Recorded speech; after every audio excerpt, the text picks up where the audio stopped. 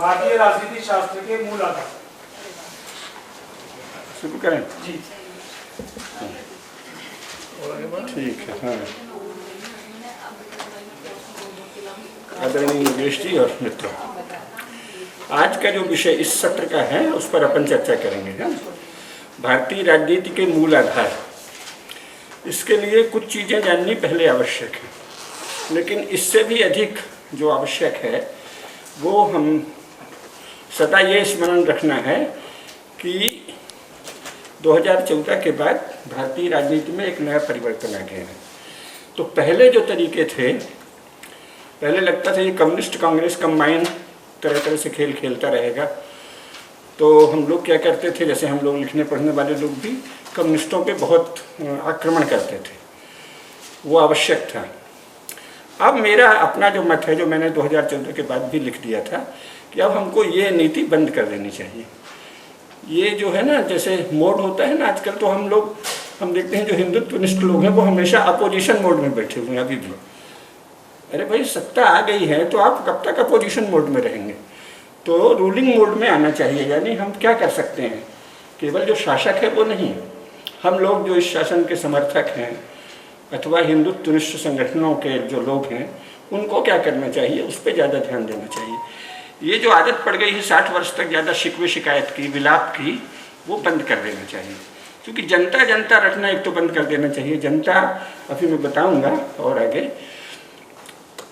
ये जो इन्होंने झुनझुना थमा दिया है वोटिंग राइट, इसके कारण आप सारी जनता को रोज गाली देने लगो और ये इस भ्रम में पड़ जाओ कि जैसे लोग होते हैं वैसा ही शासन होता है। ये किसी ने कह दिया होगा, ये कोई राजनीति शास्त्री ने नहीं कहा है। अखबार नवीस टाइप के लोग, पत्रकार, नेता लोग, नारेबाज कुछ भी कह देते हैं, उसका कोई महत्व नहीं है। इसलिए वोट पाने के अधिकार से हर वयस्क व्यक्ति अब भारत का शासक हो गया है। इस मूर्खता को पहले चित्त से हटा दीजिए। संसार में कहीं भी लोग शासन नहीं करते, कहीं भी आज तक विश्व में लोगों ने कहीं शासन नहीं किया है। शासन शासक समूह करता है। वो शासक समूह या तो परंपरागत होता है या नया होता है ना। तो एक तो इसको जान लेना चाहिए। लोग जो हैं वो तो मोबिलाइजेशन के टूल हैं। कोई भी एक समूह जो शासन के लिए खड़ा होता है वो लोगों को अपने पक्ष में इकट्ठा करता है, ठीक है। लेकिन लोग शासन करते हैं, ये इतना बड़ा अज्ञान है जो इन्होंने फैलाया। जो लोग शासन कर रहे थे, जो लोग लोगों को कुछ भी नहीं गिन रहे थे, यानी भारत का शासन संसार का अकेला ऐसा शासन है जिसने भारत के बहुसंख्यकों के धर्म को कूड़े में डाल दिया। कुछ गिना ही नहीं, संवैधानिक रूप से उसकी कोई हैसियत ही नहीं रखी, जो संसार में कहीं नहीं है।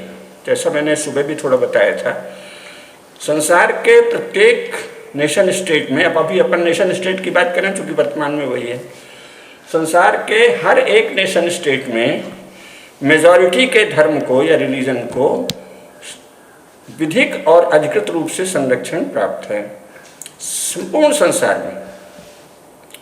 जैसा मैंने सुबह बताया था, बहन जी पानी दीजिएगा जरा, गुनगुना।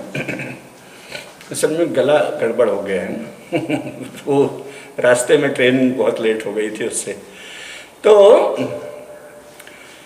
जैसे बताइए, इंग्लैंड में प्रोटेस्टेंट हैं, कहीं कैथोलिक हैं, कहीं लुथेरियन हैं। मुस्लिम देशों में क्या है, यानी जो भारत से अलग हुए इलाके, जो कि अंग्रेजों की षड्यंत्र से नेहरू और गांधी द्वारा और जिन्ना के द्वारा अंग्रेजों की सेवा के फलस्वरूप दो नेशन स्टेट बने ना, तो एनिमी स्टेट, पहले एक ही था ईस्ट एंड वेस्ट करके, अब दो हो गए।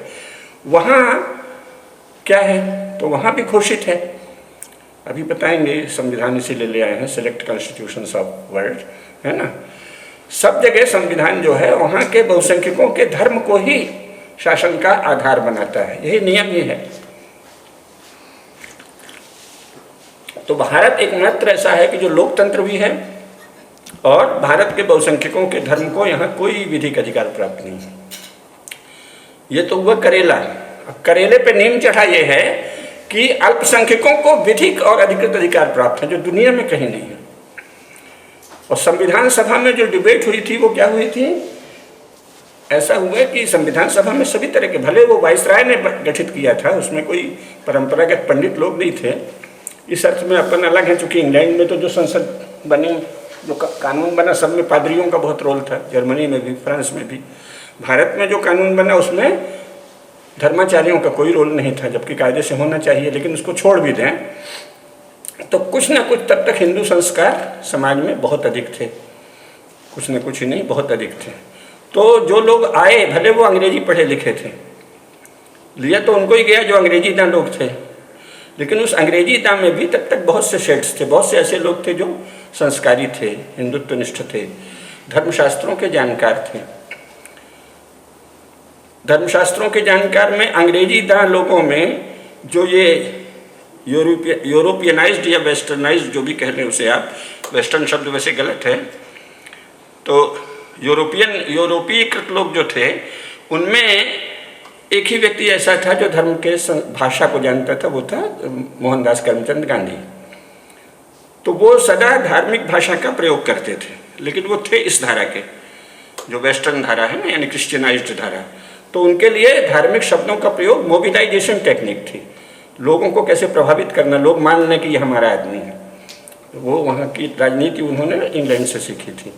लेकिन बाकी जो लोग थे, ऐसे बहुत से पंडित थे उसमें, विद्वान पंडित, यानी परंपरागत धर्माचार्य एक भी नहीं था संविधान सभा में, लेकिन जो अंग्रेजी दां वर्ग में से गए उसमें बहुत ऐसे लोग थे जो संस्कारी थे। और उस समय तक हिंदू समाज में परंपरागत विद्या प्रवाह चल रहा था। ये ठीक है कि 19वीं शताब्दी में अंग्रेजों ने परंपरागत विद्या केंद्र बंद कर दिए, भारत के स्कूल भी बंद कर दिए, नए स्कूल चलाने लगे, लेकिन वो स्कूल निरंतरता में थे ना। तो शुरू में वहाँ भी जो अंग्रेजों के बनाए स्कूल चले, वहाँ भी शुरू में हिंदू धर्म की काफ़ी शिक्षा दी जाती थी। इसका एक और कारण था, स्वयं इंग्लैंड में बहुसंख्यक के रिलीजन को अधिकृत प्राप्त है संरक्षण, तो उन्होंने स्वाभाविक सोचा कि भाई यहाँ भी देना पड़ेगा, नहीं तो हमको उखाड़ फेंका जाएगा। तो इसलिए अंग्रेजों के समय में हिंदू धर्म की पढ़ाई स्कूल और कॉलेज में अधिक होती थी अभी की तुलना में। अब ये ज़्यादातर लोगों को पता नहीं है। यहाँ तक कि हम लोग जब छोटे थे, आप भी होंगे, तो बचपन में रामचरितमानस का कोई अंश या निराला आदि की कविता या मैथिली शरण गुप्त की पूरी कविता, ये सब काफ़ी कोर्स में होती थी। धीरे धीरे प्रगतिशील लोग जब से आए तो उन्होंने, या तो रामचरितमानस तो लगभग हटा ही दी गई है पाठ्यक्रम से, और मैथिली शरण गुप्त को भी बस थोड़ा बहुत कहीं जरा सा एक आध कोई कविता दे देते हैं, तो यशोधरा दे देंगे, कोई ऐसी चीज़ दे देंगे जो भारत भारती मुख्य है उसको हटा देंगे, है ना। फिर अब तो धीरे धीरे पाठ्यक्रम का बिल्कुल नाश ही कर दिया है, लेकिन पहले तो था। तो भारत एकमात्र ऐसा देश है जहाँ बहुसंख्यकों के धर्म को अधिकृत संरक्षण नहीं प्राप्त है। ये हुआ करेला, उस पर नीम चढ़ा ये है कि अल्पसंख्यकों के रिलीजन को विशेष अधिकार प्राप्त है। संविधान सभा में इन्होंने कहा कि ये तो हिंदुओं का राज्य आ रहा है, और वो कोई बेईमानी नहीं थी, छल नहीं था, सबको स्वाभाविक लग रहा था, जैसे दुनिया में है। लोकतंत्र का अर्थ होता है बहुसंख्यकों के धर्म का शासन, तो उन सबको लगा कि अब तो हिंदुओं के शासन आएगा और क्या होगा। और जो सोच रहे थे नारे वगैरह लिखने के, प्रतीक वाक्य, वो भी सब वही थे, या तो धर्मस्ततो जया सत्यमेव जयते, तो उससे उनको लगा ये तो बस हिंदू शासन आ रहा है। तो इन लोगों ने बढ़ चढ़ के आश्वासन दे दिया कि नहीं नहीं, आपको भी संरक्षण दिया जाएगा। संरक्षण का संदर्भ ये है कि चूंकि बहुमत का शासन आ रहा है, अतः हिंदू धर्म का शासन आ रहा है, इसलिए अल्पसंख्यकों को भी संरक्षण दिया जाएगा। संविधान की मूल भावना केवल इतनी है। कांग्रेस ने क्या किया, चूंकि कांग्रेस का नाम ही है, कांग्रेस का अर्थ होता है महासभा, तो इसमें सभी धाराओं के लोग थे। तो उसमें से ये सोशलिस्ट लेफ्टिस्ट धारा धीरे धीरे बलवती होती गई। इसने क्या किया, संविधान को ट्विस्ट किया धीरे धीरे। और केवल संविधान से शासन नहीं चलता, एक तो ये जानना चाहिए हमारे ज़्यादातर लोगों को इधर ध्यान। संसार का कोई भी शासन संविधान से नहीं चलता। संविधान उसकी एक रूपरेखा तय करता है, डिज़ाइन समझ लीजिए, जैसे ये बिल्डिंग का कोई स्ट्रक्चर बना दे इंजीनियर, इसके बाद उसको बनाना पड़ता है। शासन, डेली शासन चलता है। एक तो एडमिनिस्ट्रेटिव मेजर कहलाते हैं, एडमिनिस्ट्रेटिव लॉ भी बोलते हैं उसको, प्रशासनिक लॉ से और प्रशासनिक उपायों से जो अफसर चलाते हैं, और अफसर प्रायः नेताओं के इशारे पे चलाते हैं। एक ही अफसर अभी ये कर देगा, फिर कल को इससे उल्टा कर देगा अगर नेता सक्षम हो तो अधिकांश कानून एडमिनिस्ट्रेटिव लॉ से चलते हैं, एडमिनिस्ट्रेटिव मेजर से चलते हैं। दूसरे भारत में वो कहते हैं कि हम ट्रेडिशन से चला रहे हैं, और यहाँ ट्रेडिशन का अर्थ कर दिया है ब्रिटिश ट्रेडिशन। ये शब्द छल है ना। क्यों? इंग्लैंड में लॉ का प्राइमरी सोर्स है ट्रेडिशन एंड कस्टम्स। सारी दुनिया में लॉ का प्राइमरी सोर्स, आप कहीं भी पॉलिटिकल साइंस की अच्छी किताब पढ़ें तो बताएंगे लॉ का प्राइमरी सोर्स क्या होता है? Customs and traditions. उसके बिना विधि की कोई वैधता नहीं है ना। अगर आप जिस समाज में शासन कर रहे हैं उसकी प्रथाओं और रीति रिवाजों को मान्यता नहीं देते तो आप शासक काहे कहें? कोई आपको भगवान ने बनाया है? तो customs and traditions are primary source of law everywhere. इन्होंने क्या किया? ट्विस्ट कर दिया, कस्टम एंड ट्रेडिशन बता दिया कि वो जो ब्रिटिश ट्रेडिशन है ना, तो फाइलों में जैसी नोटिंग होती थी तो अफसर जो करते थे तो उसी को ट्रेडिशन बना दिया। जुडिशरी में भी वही हो रहा है। सारी जुडिशरी आप देख लीजिए महत्वपूर्ण निर्णय देगी तो या तो ब्रिटिश कालीन भारत के जजेस के निर्णय कोट करेगी, नहीं तो इंग्लैंड के निर्णय कोट करेगी। यानी इन्होंने अपने को उससे जोड़ लिया है। क्यों जोड़ा है वो अलग विषय है, वो बताएंगे। वो जो ट्रांसफर ऑफ पावर है उसमें वो संधि है। तो फिर क्या हुआ कि आप इस ढांचे को ले लिए और इसको ट्विस्ट कर दिया कांग्रेस ने। तो धर्म बहुसंख्यकों का बट्टे खाते में गया। अल्पसंख्यकों के मजहब को संरक्षण देना, इसको उभार दिया।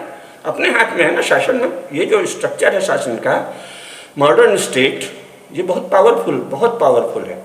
अधिकांश लोगों को लोकतंत्र में चूंकि चतुराई से नेता और अफसर सब मिलकर काम करते हैं तो ज़्यादातर लोगों को ध्यान ही नहीं है। इमरजेंसी में जैसे सामने आया था, या अभी नोटबंदी में जिसको अकल है वो आ गया होगा कि वो प्रधान सेवक कहते रहे, लेकिन 1 मिनट में तय कर लिया तो नोटबंदी, संपूर्ण देश भर में चल रहे नोट गायब। तो इतनी ताकत है ना। नॉर्मल सोसाइटी में तो ये संभव ही नहीं है। इसका मतलब शासकों के पास असीमित शक्ति है, और भी है, व्यवहार में भी बताएंगे। तो इसका दुरुपयोग करते हुए कांग्रेस ने बहुसंख्यकों के धर्म को संरक्षण का जो मूल दायित्व था उसकी अनदेखी कर दी और अल्पसंख्यकों के मजहब और रिलीजन को महत्व दे दिया। उसका सुधार हो सकता है, अभी अगली चर्चा में बताएंगे। बहुत सरल है, लेकिन ये सब बुद्धि के खेल हैं। तो ये चल रहा है। अब इसको छिपाने के लिए प्रोपेगेंडा बहुत बड़ा हथियार है मॉडर्न पॉलिटिक्स में। तो प्रोपेगेंडा कर दिया, अब तो लोगों का शासन आ गया, अब तो लोगों का शासन आ गया। उसके लिए दुनिया भर के झूठ बोले। पहले बड़ा अत्याचार था, जो कोई 1-2 राजा अत्याचार करते भी होंगे उसको आउट ऑफ प्रपोर्शन बढ़ा के भयंकर, ऐसे लगता था जैसे राजा लोग एक ही काम था, दिन भर भोग विलास करते थे या प्रजा को मारते रहते थे, है ना।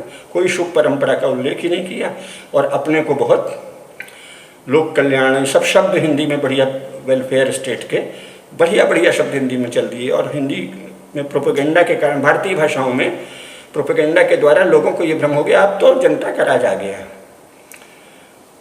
तो ये बहुत ही भयंकर अज्ञान फैलाया गया है, क्योंकि right to vote is not right to rule. वोट देना शासक होने का अधिकार नहीं है। वोट के द्वारा आप क्या चुनते हैं? वोट के द्वारा आप विधायिका में प्रतिनिधि चुनते हैं। विधायिका क्या है? राज्य के 3 अंगों में से एक अंग है ना। कार्यपालिका, विधायिका और जिसे न्यायपालिका कहते हैं, जो वस्तुतः विधि पालिका है। न्यायपालिका तो भारत में है नहीं, न्याय बहुत ऊंचा आदर्श है, अपन चर्चा होगी तब बताएंगे। न्याय तो भारत में है ही नहीं, है ना। जुडिशियरी का अर्थ होता है, आप देखिए कोई भी निर्णय आएगा तो उसको लिखेंगे जुडिकेचर, कोर्ट ऑफ जुडिकेचर, है ना। ये कोर्ट माने आंगन, राजा का आंगन है जहाँ राजा के पक्ष में फैसले होते हैं। जुडिकेचर का इसलिए उसको विधि पालिका कहना सही है कि जैसा कानून बना देगा शासक बहुमत से जाके, उसके अनुसार जज निर्णय देगा। अब इस समय ये बहुत चल रहा है, कोई उसने गलत निर्णय दे दिया तो जजेस के खिलाफ हवाबत कर रहे हैं। ये क्या है? आपकी शक्ति का अपव्यय है। अगर आप सचमुच गंभीर हैं, अगर प्रोपेगेंडा के लिए हवा बना रहे हैं तो बहुत अच्छा है, उन पर दबाव पड़ेगा, क्योंकि सारे जज भी नेता ही तो हैं एक प्रकार के, तो वो दबाव में काम करते हैं। लेकिन वस्तुतः उसमें जजेस का कुछ अधिकार नहीं है। सारा अधिकार विधि माने कार्यपालिका का है, और कार्यपालिका के हेड होते हैं अपने निर्वाचित प्रतिनिधि। जो विधायिका में जिनका बहुमत होता है वही कार्यपालिका के हेड होते हैं। तो वोट के द्वारा आप विधायिका के लिए प्रतिनिधि चुनते हैं, लेकिन प्रतिनिधि चुनने के विकल्प सीमित हैं। छूट मिली हुई है। आप चाहें तो कोई दल बना सकते हैं, लेकिन चाहने से दल बनता नहीं है ना। मैं तो अभी कल चाहता हूँ सनातन धर्म के लिए कोई दल पंचायत बना सकता हूँ क्या? तो ये सब विवेक से चलना चाहिए। अपने समय आपके पास जनबल चाहिए, धनबल चाहिए, लोग चाहिए, जब समाज में समर्थन चाहिए या जुटाने की सामर्थ्य चाहिए। ऐसे थोड़ी होता है आप दल बना लें, कोई सुनेगा ही नहीं। जो सनातन धर्म के पक्के अनुयायी हैं वो भी आपको नहीं सुनेंगे, क्योंकि प्रोपेगेंडा दूसरा चल रहा है। तो उस प्रोपेगेंडा को कैसे, सब चीज़ के लिए साधन, अंत में छात्र तेज है ना, युद्ध ही तो है। वैसे युद्ध जमीन में नहीं होता तो बाकी तो युद्ध करना ही पड़ेगा ना राजनीति के लिए। तो आप दल बना लेंगे तो इससे कोई आपको वोट नहीं देगा। वोट उसे देंगे जिसके पास महिमा दिखती है, शक्ति दिखती है। जैसे कम्युनिस्टों के पास महिमा कर दी थी जवाहरलाल नेहरू ने, तो भी उनको नहीं मिली क्योंकि वो समाज से कटे हुए थे। संघ ने धीरे धीरे साधना की, अपनी शक्ति बढ़ाई, बहुत तरह के आनुषंगिक संगठन सब बना के तब सत्ता में आया है ना। 1925 में तो नहीं आ गया। संघ के उद्देश्य तो यही थे। तो राज्य का खेल बल का खेल है, छात्र तेज का खेल है और राजनीतिक युद्ध का क्षेत्र है, ठीक है ना। तो जब आप इस लायक हो जाते हैं कि आप राजनीतिक युद्ध कर सकते हैं, तब आप प्रभावी दल बनाते हैं और विधायिका में उन्हीं प्रभावी दलों में से किसी एक को वोट दिया जाता है। यानी आप विधायिका के लिए दिए गए विकल्पों में से कोई एक चुनते हैं। आप चाहे जिसको थोड़ी चुन सकते हैं, चुनने को स्वतंत्र नहीं है। अब इसमें एक पोल ये भी है कि ये जो पार्टी है इसका संविधान में कहीं उल्लेख नहीं है। पॉलिटिकल पार्टी नाम की किसी वस्तु का भारत के संविधान में कोई उल्लेख नहीं है। वहाँ क्या कहा गया है, बहुमत से चुने गए समूह के नेता को आमंत्रित करेगा राष्ट्रपति, ठीक है ना। वो बिना पार्टी के भी हो सकता है, कोई भी एक समूह बना ले, राजनीतिक पार्टी नहीं हो, सांस्कृतिक संगठन हो, कुछ भी नाम दे ले। जिसके लोग ज़्यादा चुन के जाएंगे उसके प्रतिनिधि, उसके प्रमुख को, उसके प्रतिनिधि को राष्ट्रपति आमंत्रित करेंगे, यही है ना। लेकिन पॉलिटिकल पार्टी है सच संविधान में कहीं लिखा ही नहीं है। तो एक अर्थ में पॉलिटिकल पार्टी एक्स्ट्रा कॉन्स्टिट्यूशनल चीज़ है, संविधानेतर शक्ति है राजनीतिक दल। ये अभी ये बता रहे हैं कि कैसे हम लोग राजनीति के विषय में भ्रम पालते हैं, उसको बता रहे हैं। तो आप जो वोट देते हैं उसमें आप जो संविधानेतर सत्ता के लिए बने हुए समूह हैं उनमें से किसी एक को चुनते हैं, ऐसा आपको मजबूर कर दिया गया है। इसकी काट जो है उस पर बाद में बात काट कर सकते हैं, आप पूरी स्वतंत्रता है। अगर सनातन धर्म के राजनीतिक रूप से सजग अनुयायी संगठित होकर कोई बड़ा दल बनाएं तो वो बना सकते हैं। इस ढांचे में ये इसकी शक्ति भी है, मैंने हर शक्ति और सीमा दोनों को जानना होगा। लेकिन फिर वो बनाएंगे तो ये इतना बढ़िया तंत्र है कि इसमें उनको शुरू से वो घोषणा कर देनी चाहिए, तभी वो शक्तिशाली होंगे और इसमें कोई बाधा नहीं है।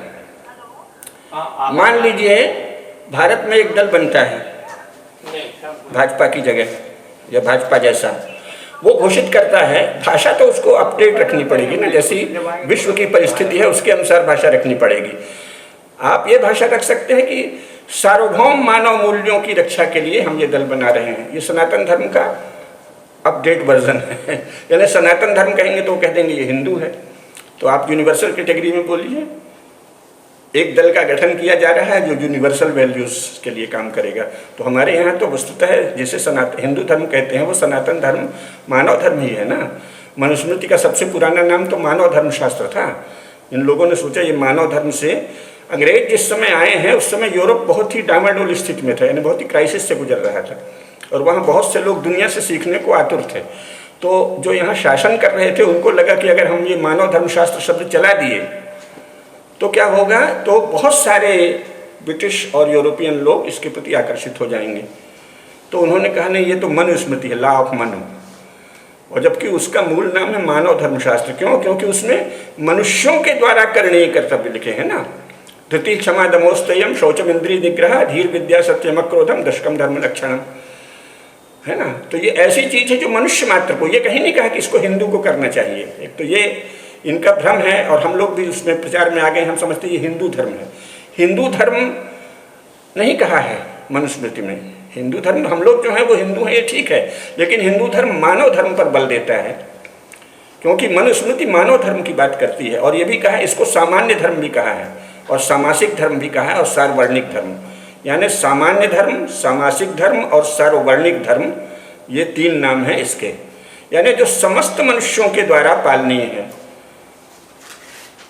कितना भारत के पास कितना स्वर्णिम अवसर है कि यहाँ एक दल आप बना लीजिए अगर शक्तिशाली हो तो, कि हम यूनिवर्सल वैल्यूज पे काम करेंगे। यानी सत्य कोई हिंदुओं के लिए उचित नहीं है, सत्य सबको बोलना पड़ेगा। तो अहिंसा केवल हिंदुओं के लिए नहीं है। अगला ये नहीं कह सकता कि हमारी किताब में ये लिखा है, नहीं भाई, ये तो यूनिवर्सल वैल्यू सुपरसीड करती है रिलीजियस वैल्यूज को, है ना। सार्वभौम है अहिंसा, तो मुसलमान और ईसाई को भी अहिंसा का पालन करना पड़ेगा। अहिंसा वो जो शास्त्र प्रतिपादित हो या जो विश्व में मान्य हो, ऐसा शासन चाहिए ना। इसकी मांग की जा सकती है कि हमें एक सार्वभौम मानव मूल्य चाहिए, और ये मांग केवल भारत कर सकता है, क्योंकि संसार में कहीं भी मानव मूल्यों पर आधारित शासन नहीं है। इंग्लैंड में कौन सा शासन है? प्रोटेस्टेंट मूल्यों पर आधारित, कहीं कैथोलिक मूल्यों पर, वो कहीं मानव मूल्य को नहीं मानते। संयुक्त राष्ट्र संघ ने कहा है, लेकिन संयुक्त राष्ट्र संघ एक घोषणा पत्र है, वहाँ मानव मूल्यों की बात की गई है। संसार में कहीं भी धार्मिक स्वतंत्रता नहीं है, सब जगह किसी रिलीजन विशेष के पक्ष में शासन है, सारे संसार में। इंग्लैंड, फ्रांस, जर्मनी, स्पेन, पुर्तगाल, हंगरी, स्वीडन, स्विट्जरलैंड, कोई भी ले लीजिए, चेकोस्लोवाकिया, जहाँ, और ये पाकिस्तान और ये सब, संसार के सभी शासन रिलीजियस शासन है। कम्युनिस्ट जो हैं वो उन्होंने कम्युनिज्म को ही एक रिलीजन जैसा बना दिया था, तो उस मतवाद का शासन है। यानी शासन या तो रिलीजियस होता है या आइडियालॉजी का होता है, और आइडियालॉजी और रिलीजन दोनों एंटी ह्यूमन है। रिलीजन मानवद्रोही विचार है और आइडियालॉजी भी मानवद्रोही विचार है। तो ये आइडियालॉजी शब्द भी भारत में बहुत लोग नहीं जानते कि ये कम्युनिस्टों का उछाला हुआ है।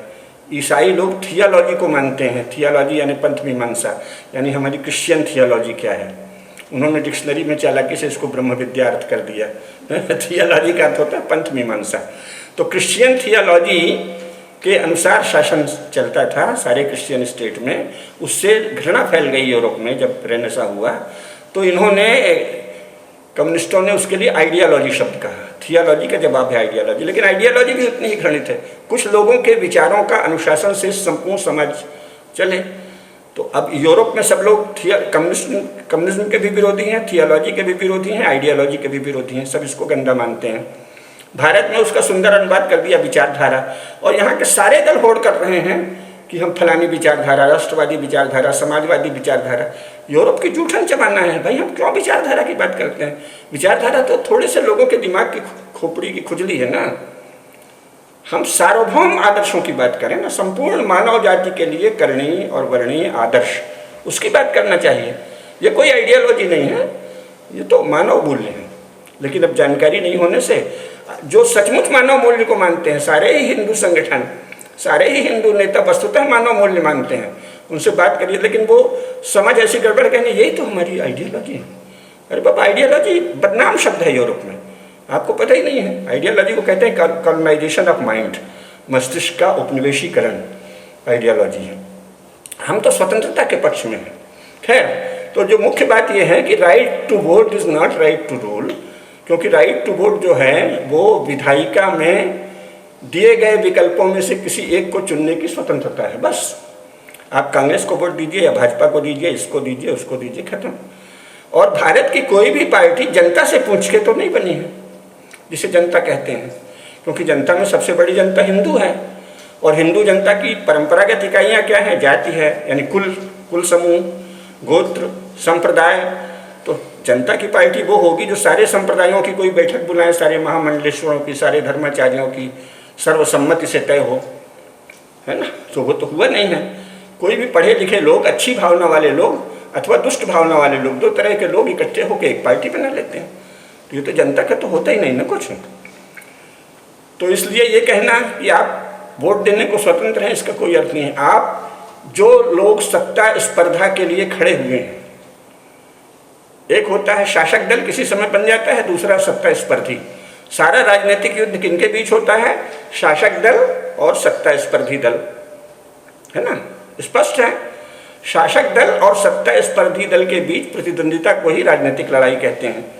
तो आप या तो शासक दल के पक्ष में वोट देते हैं या सत्ता स्पर्धी दल के।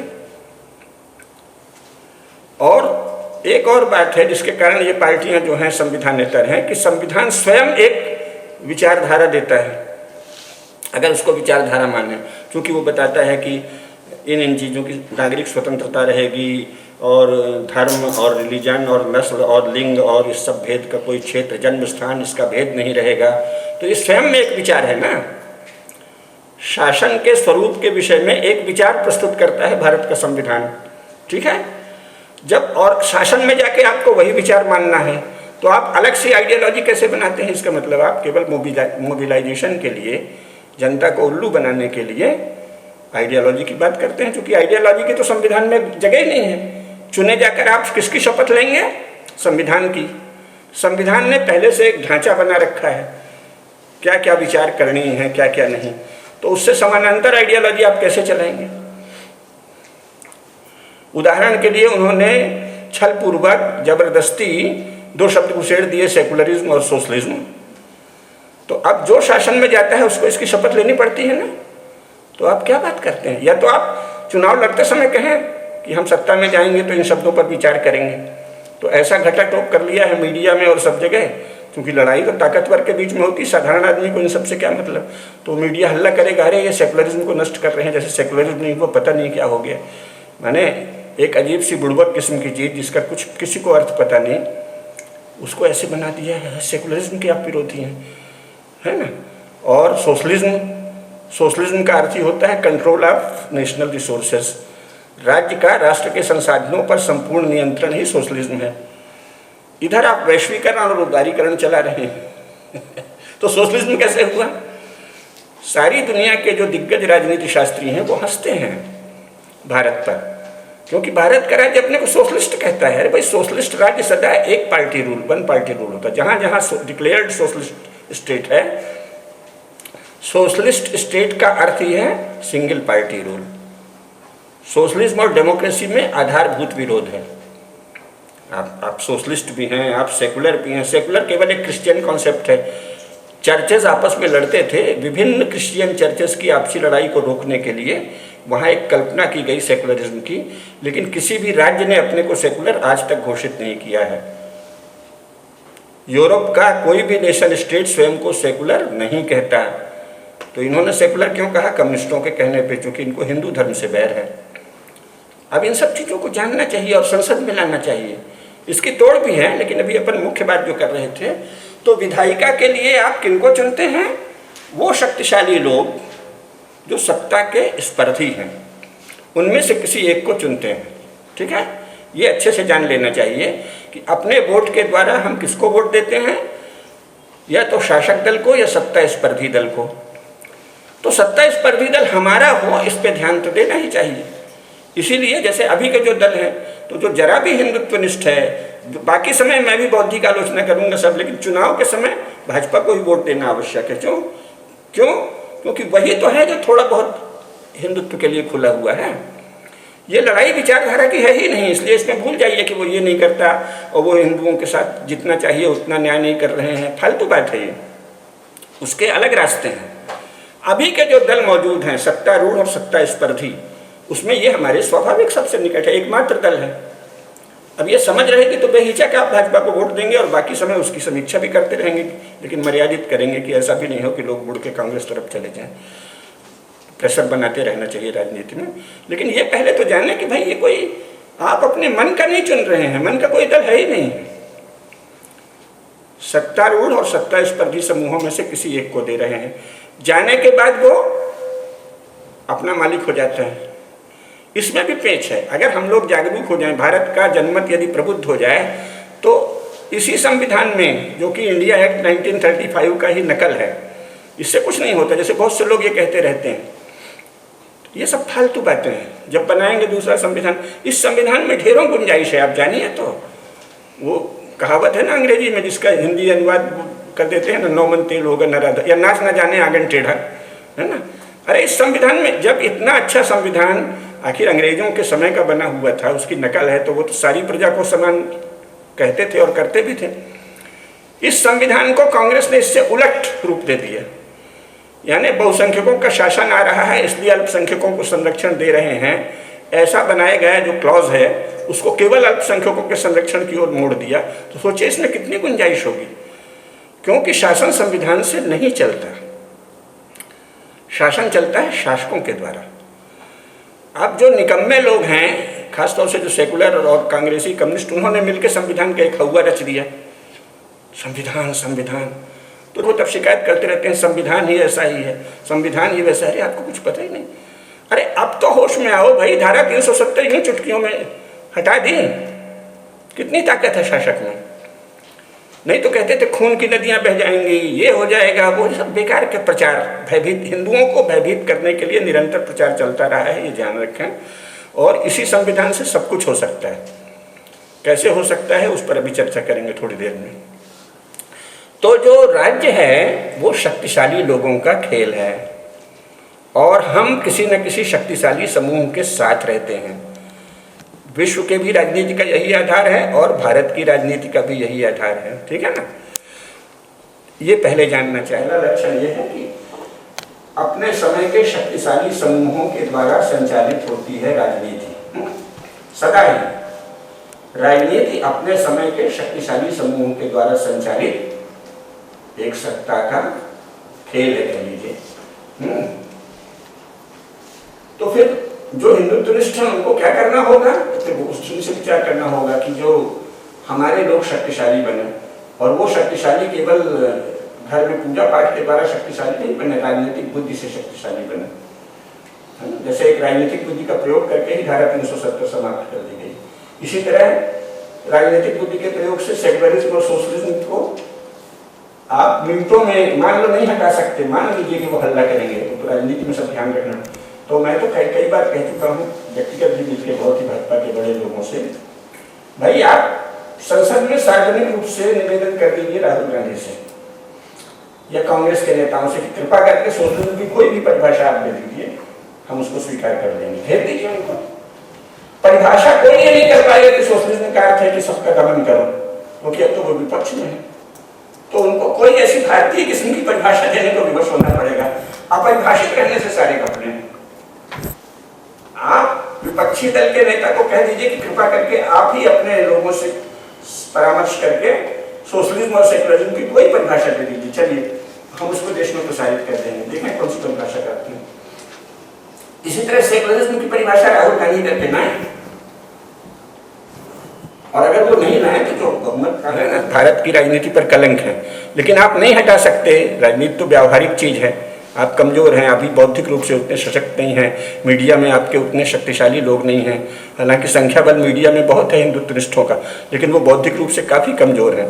वो उन लोगों से दबते हैं जो सेकुलर और लेफ्टिस्ट हैं, बहुत दबते हैं। मैं व्यक्तिगत भी जानता हूँ, मेरे बहुत से मित्र हैं, पत्रकार, संपादक, सब दबते हैं। तो दबते हैं तो चलो दब के कमजोर की तरह कर लो, आप उनसे कहिए। और नहीं तो स्वयं सेकुलरिज्म सोशलिज्म की कोई ऐसी परिभाषा लाइए जो कि सबको स्वीकार हो, पास करिए, लेकिन उसको परिभाषित कर दीजिए। सेकुलरिज्म कोई ऐसे परिभाषित नहीं कर सकता कि साहब हिंदुओं का दमन ही सेकुलरिज्म है, असंभव है। संसद में किसी की हिम्मत नहीं है कि ये कह दे कि बहुसंख्यकों के धर्म को नष्ट करना सेकुलरिज्म कहलाता है, कर ही नहीं सकते। और व्यवहार में ये हो रहा है कि सेकुलरिज्म के नाम से हिंदू धर्म का दमन किया जा रहा है। एक तो ये कर सकते हैं। दूसरा क्या है, भाग 4 अनुच्छेद 38 में लिखा है कि राज्य आर्थिक और सामाजिक न्याय सुनिश्चित करेगा। उसमें आप एक शब्द जोड़ सकते हैं, धार्मिक न्याय सुनिश्चित करेगा, है ना। स्पिरिचुअल जस्टिस कह दो या रिलीजियस जस्टिस, जो भी, अगर अंग्रेजी के बिना तो हमारे नेता चलते ही नहीं है शासन में जाने पे, पहले भले नहीं बोलने, तो कुछ कर दो धार्मिक न्याय, क्योंकि भारत में धार्मिक अन्याय हो रहा है बहुसंख्यकों के साथ। तो कह दीजिए कि शासन धार्मिक न्याय सुनिश्चित करेगा। अथवा भाग 4 अनुच्छेद 38 में एक उपबंध जोड़ दीजिए कि भारत का शासन बहुसंख्यकों के धर्म को भी वैसा ही संरक्षण देगा जैसा वह अल्पसंख्यकों के रिलीजन और मजहब को देता है। बहुत ही सिंपल सा। बुद्धि के खेल सब ऐसे ही होते हैं, देखने में बड़े मासूम से दिखते हैं। कांग्रेस ने जो पाप किए हैं वो भी ऐसे ही किए हैं, बहुत ही मासूम सी शब्दावली और उसमें कोई बड़ा टारगेट। अगर आप इतना मामूली सा संशोधन ला दें कि भारत का राज्य बहुसंख्यकों के धर्म को वैसा ही संरक्षण देगा जैसा अल्पसंख्यकों के रिलीजन या मजहब को देता है, तो इसका कोई विरोध शासन में नहीं कर सकता। पहले इतने कह दो भैया, पहले एक कदम तो चले, इसके बाद आप कोर्ट में कभी भी जा सकते हैं कि अमुक कदम जो है हिंदू धर्म को क्षति पहुंचा रहा है। अभी तो ये स्थिति है कि इस्लाम और ईसाइयत या किसी भी अल्पसंख्यक रिलीजन के विरुद्ध आपका कोई कथन कॉग्निजेबल ऑफेंस है, संज्ञेय अपराध है। और हिंदू धर्म के विरुद्ध दिन रात गाली दी जा रही है धार्मिक स्वतंत्रता के नाम से। ये कैसा देश बना रखा है? और ये कैसी पार्टियां हैं भाजपा सहित, हमारी अपनी पार्टी भी कितने लज्जा का विषय, ये प्रश्न ही नहीं उठाती। अरे ये तो प्रश्न आप अंतर्राष्ट्रीय मंच में भी हल्ला करोगे और भारत में बना दोगे तो कोई कुछ बोल नहीं पाएगा। बहुसंख्यकों के साथ अन्याय ये बोलते ही नहीं है, और सरेआम बहुसंख्यकों के साथ अन्याय हो रहा है। हिंदू धर्म को भारत का शासन कोई संरक्षण नहीं दे रहा है विधिक और अधिकृत रूप से। इसमें क्या समस्या है? तो बौद्धिक तैयारी नहीं है, कोई नीति और नियत की बात नहीं है। इसीलिए बौद्धिक, अगर मान लीजिए कि राजनीति में जाने के साथ ही एक विद्या केंद्र होता जहाँ ये सब बातें होती हैं, तो ये तो मिनटों की बात थी। मोदी जी या अमित शाह या किसी के लिए मिनटों की बात है। आप कह दीजिए भाई भारत का शासन बहुसंख्यकों के धर्म को भी वैसा ही संरक्षण देगा जैसा अल्पसंख्यकों के रिलीजन और मजहब को देता है। कौन इसका विरोध करेगा? लेकिन इसके लिए विद्या, इसीलिए विद्या केंद्र का महत्व है। विद्या केंद्र में ये सब काम होता है, तैयारी होती है, ऐसे करना है, ये बोलना है। कांग्रेस ने क्या किया? कांग्रेस तो लफाड़ियों की पार्टी थी, सच तो ये है, जो लेफ्टिस्ट ग्रुप है। कांग्रेस का जो गंभीर लोगों का दल है उसको तो इन्होंने हटा दिया, महामान मालवीय को किनारे कर दिया, राजर्षि टंडन को किनारे कर दिया, सबको हटा दिया। ये लफंगों का झुंड बचा नेहरू जी के नेतृत्व में। लेकिन कम्युनिस्ट पार्टी की मदद ली लगातार, और कम्युनिस्ट पार्टी सोवियत संघ से सीधे इंपोर्ट करती थी, है ना। तो वहाँ से बना बनाया माल जो मिला वो इन्होंने पकड़ा दिया, तो बड़ा बौद्धिक दिखता है। कम्युनिस्टों से अधिक मूर्ख शायद ही कोई हो, भारतीय कम्युनिस्ट वज्र मूर्ख होते हैं। लेकिन प्रभामंडल ऐसे रख दिया है, पता नहीं कितना वो है, और वो वहाँ का बना बनाया माल आपके यहाँ दे देते हैं। लफाजी इतनी कॉम्प्लिकेटेड और इतनी जटिल है, क्योंकि वो वहाँ के शब्द हैं ना, इंग्लैंड, जर्मनी, फ्रांस और सोवियत संघ के, तो शब्द जाल के द्वारा लगता है बड़े बौद्धिक हैं। अगर हम बुद्धि की साधना नहीं करते तो उनका, और माने प्रभामंडल से लोग चकराए रहते हैं। कुछ भी हो, इंटेलेक्चुअल तो हैं। मैंने 20 उदाहरण देके बता दिया, ये तो इतने मूर्ख हैं, तब लोग चुप रह जाते हैं। भारत के ज़्यादातर कम्युनिस्टों ने कम्युनिस्ट मैनिफेस्टो छोड़ के कुछ नहीं पढ़ा है। मैं बहुत दिग्गज कम्युनिस्टों को जानता हूँ, बहुत दिग्गज, पढ़ते ही नहीं हैं, नारेबाजी में जीते हैं, और वहाँ का बना बनाया माल यहाँ परोस दिया। और चूंकि नेटवर्किंग है मीडिया में और सब जगह, तो लगता है हाँ ये तो बौद्धिक है, क्योंकि आप में राजनीतिक संकल्प नहीं है। यूनिवर्सिटी में वो आते हैं तो 1 मिनट में अपने लोगों को रख देते हैं। आप आते हैं तो पता नहीं कितनी बैठकें होती हैं, अभी बैठक हो रही, अभी बैठक हो रही, अभी बैठक हो रही। अपने आदमी नियुक्ति कर रहे हैं, आप शासन करने गए हैं वहाँ या बैठकें करने गए हैं? बैठकें कर रहे हैं तो घर में रहिए, है ना। तो ये जो शासन के विषय में सजगता नहीं है, दम नहीं है अपने लोगों को रखने का। अरे भाई ये तो सारा दंड बल ही तो सब, इसमें चाणक्य को पढ़ लीजिए, कहीं पढ़ लीजिए। राज्य का एकमात्र बल है दंड बल। जिसको दंड बल का प्रयोग नहीं आता वो राज्य का अधिकारी नहीं है। सारे विश्व में ये सर्वमान्य सिद्धांत है। सबसे पहले आप दंड बल का प्रयोग कीजिए। साहब आपको शासन के लिए चुना है हमने, भाषण के लिए नहीं चुना है। और इसको आप कानूनी रूप से उठा सकते हैं। जो विद्या केंद्र का रोल है वो ये है, बिना किसी निंदा के। क्यों? आप देखिए, संविधान पढ़िए, पीपुल्स रिप्रेजेंटेशन एक्ट। जो भी चुनाव होते हैं किस कानून के अंतर्गत होते हैं? जन प्रतिनिधित्व अधिनियम। इतना तो आप लोगों ने सुना ही होगा ना, पीपुल्स रिप्रेजेंटेशन एक्ट। यानी जो चुना जाता है वो कौन है? People's representative. लेकिन वो कम्युनिस्टों के दौर से ससुरा हर नेता चुने जाने के बाद लिबरेटर हो जाता है, उद्धारक, मसीहा। तो भाई आपने कहाँ लिखा है कि liberation act? People's liberation act है क्या? जन प्रतिनिधित्व अधिनियम है। नेता जनता का प्रतिनिधि होने के लिए ही चुना जाता है। जनता को भाषण देने, उपदेश देने, जो नेहरू ने शुरू किया, आप सब नेता दे रहे हैं, ये तो तरीका नहीं है। संविधान में प्रावधान नहीं है। हर आदमी, हम समाज की ये बुराई हटा दें, भाई आपको बुराई हटाने भेजा, आप चलिए सन्यासी बनिए, साधु बनिए। समाज सुधार नेताओं का काम नहीं है। ये कहाँ से कम्युनिस्टों का दिमाग आ गया? आप हमारे प्रतिनिधि होने वहाँ गए हैं, तो जनता में वास्तविक जागरूकता हो तो वो मांग करे। हिंदुओं ने तो मांग करना ही छोड़ दिया है। भाई हमको लगातार मांग करनी चाहिए, भाई हमारी ये मांगे हैं, आप हमारे प्रतिनिधि हैं, क्या कर रहे हैं बताइए। तो हीन भावना इतनी, नहीं नहीं अपने लोग हैं। अरे बाबा, तो इतनी मिली भगत भी नहीं जानते। एन चुनाव के मौके पे अपने लोगों को दम से उनके पक्ष में प्रचार कर देना, वोट देना। बाकी समय दबाव तो बनाओ, दबाव बनाइए। आप जनप्रतिनिधि हैं, आप जन उद्धारक नहीं हैं, आप पीपुल्स लिबरेटर नहीं है, मसीहा नहीं है, तारणहार नहीं है। ये कहाँ की गंदी भाषा है? तो आप हमारे प्रतिनिधि हैं इसका प्रमाण दीजिए। भारत के शासकों ने 75 वर्षों से, अभी थोड़ा मोदी जी और अमित शाह थोड़ा थोड़ा देने लगे, इसके पहले इन्होंने भारत के प्रतिनिधि होने का कोई प्रमाण ही नहीं दिया। लगता है ये कोई सोवियत संघ के प्रतिनिधि थे, कहीं इंग्लैंड के प्रतिनिधि थे, आप भारत के प्रतिनिधि हैं, इसका प्रमाण क्या है? भारत के बहुसंख्यकों की भावनाओं, रीतियों, रिवाजों, प्रथाओं, ऐसी प्रथाएं जो मानव जाति के अहित में नहीं हो, ऐसी प्रथाओं का पालन तो आपको करना ही पड़ेगा। ठीक है, आप कोई ऐसी प्रथा हो जो मानव जाति का अहित करती हो, उसको हटा दीजिए। उसको हटाने के लिए भी तरीका ये है कि समाज के बीच में बैठ के करिए, वहाँ से मांग उठाइए। तो ये जो चल गया है ना कि शासक लिबरेटर है, क्योंकि वो कम्युनिस्ट आइडियोलॉजी यही है ना कि ये सब वो हैं और हम तो लिबरेट करेंगे। कम्युनिस्टों की सारी शब्दावली क्या है? हम दास्ता से मुक्ति, दास्ता उनके लिए क्या है? जो हमारी पार्टी बनाई है वो सब दास हैं, यही मुसलमानों की है। ये जो पॉलिटिकल इंस्टीट्यूशंस हैं, क्रिश्चियनिटी, इस्लाम और कम्युनिज्म, ये तीनों पॉलिटिकल इंस्टीट्यूशंस हैं। बेसिकली पॉलिटिकल इंस्टीट्यूशंस एक झूठ रचता है, ऐसा कहता है कि हम लिबरेट करेंगे, है ना, और उसके लिए जरूरी है कि पहले वाले को डार्क दिखाओ, अंधेरा दिखाओ। तो क्रिश्चियन ने भी ये कहा कि हमसे, क्राइस्ट से पहले जो है वो एरिया ऑफ डार्कनेस है, जहां जहां जीसस का प्रकाश नहीं फैला वो अंधकार क्षेत्र है। अब रच दिया क्योंकि अपने को, तो प्रकाश क्या है? क्रिश्चियनिटी का प्रकाश ही प्रकाश है, जहां क्राइस्ट का संदेश जाएगा वो प्रकाश है। तो इन्होंने क्या किया कि अरब में जाहिलियत था, और जब पैगंबर आए तो वो उन्होंने अल्लाह का नूर दिया। अरे भाई, अरब में जाहिलियत था ससुरे, तो वो खदीजा जो विधवा थी उसने तुमसे शादी कर ली और व्यापार भी कर रही थी, तुमको नौकर बनाए थी, और उसके बाद तो एक भी स्त्री अरब में व्यापारी नहीं हुई। तुम झूठ बोलते हो, है ना। अरब तो मोहम्मद से पहले सभ्य था ना, स्त्रियां व्यापार करती थीं, स्त्रियां कविता लिखती थीं, स्त्रियां संपन्न थीं। कितनी कवियत्रियों की हत्या कराई मोहम्मद ने, वो तो सब किताबों में है ना।